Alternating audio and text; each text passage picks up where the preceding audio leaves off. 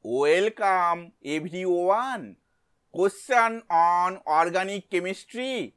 The product of the reaction is when glyoxal first reacts with 50% NaOH and then reacts with H3O+. Product choices are A. Ethylene glycol, B. Oxalic acid, C. Glycolic acid, D. COOH CHO. Answer is C. Glycolic acid. Explanation we will see in the next slide. This is glyoxal.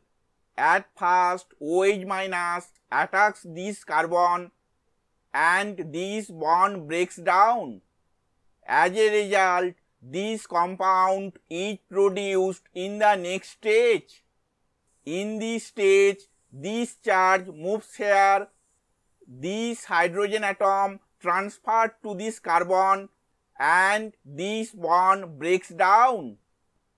As a result, COOH CH2O- is produced in the next stage, which rearrange in the next stage to form COO- CH2OH, which reacts with H3O+ in the next stage to form COOH CH2OH, that is glycolic acid. This reaction is an example of an intramolecular Cannizzaro reaction. Thank you for watching this video.